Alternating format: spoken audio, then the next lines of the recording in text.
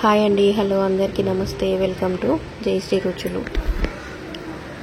నేను ఇప్పుడు ఏం చేస్తున్నానంటే బటర్ చికెన్ అనమాట. నాకు వచ్చిన పద్ధతిలో నేను చేశాను. ముందుగా చికెన్ ఫ్రెష్గా కడిగి పెట్టుకొని తర్వాత అందులోనే కొద్దిగా అల్లం వెల్లుల్లి పేస్ట్, నిమ్మరసం వేసి బాగా కలుపుకొని పక్కన పెట్టుకోవాలి. అలా పక్కన పెట్టుకున్న తర్వాత మళ్ళీ ఇంకో గిన్నె తీసుకొని అందులో కొద్దిగా ఆయిల్, కారం, పెరుగు, ధనియాల పొడి, కసూరి మేతి వేసి బాగా కలుపుకోవాలి. ఇలా బాగా కలుపుకున్న తర్వాత మనం ముందుగా చికెన్ పక్కన పెట్టుకున్నాం కదా, ఆ చికెన్ అంతా ఇందులో యాడ్ చేయాలి.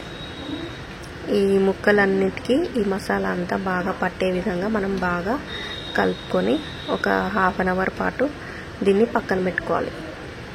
ఇలా బాగా కలుపుకొని ఒక హాఫ్ అన్ అవర్ పక్కన ఉంచిన తర్వాత ఇంకొక గిన్నెలో కడాయి తీసుకొని స్టవ్ ఆన్ చేసుకొని కడాయిలో కొద్దిగా బటర్ వేసుకోవాలి.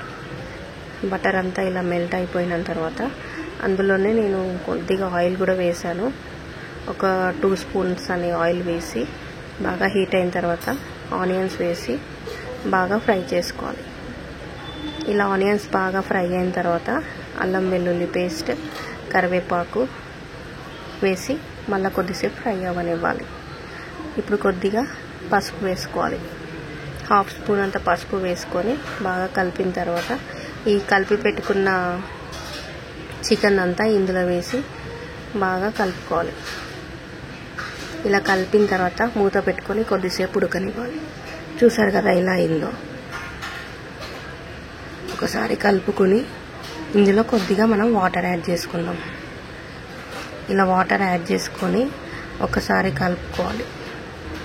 ఇంకా కొన్ని వాటర్ కూడా యాడ్ చేసుకుంటే యాడ్ చేసుకోవచ్చు. నేను కూడా కొన్ని వాటర్ యాడ్ చేసిన. ఇలా వాటర్ యాడ్ చేసిన తర్వాత ఇలా ఉడుకుతుంది కదా, ఇప్పుడు కొద్దిగా మనం ఇందులోనే చికెన్ మసాలా వేసి ఒకసారి కలుపుకోవాలి.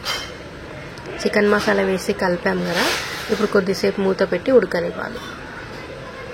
ఒక 5 మినిట్స్ ఉడికిన తర్వాత చూసారు కదా మనకి ఏ విధంగా కనిపిస్తుందో. ఇప్పుడు ఆల్మోస్ట్ మన కర్రీ రెడీ అయిపోయినట్టే. మీకు గనక ఈ వీడియో నచ్చినట్టయితే లైక్ చేయండి, షేర్ చేయండి, సబ్స్క్రైబ్ చేయండి. Bye bye.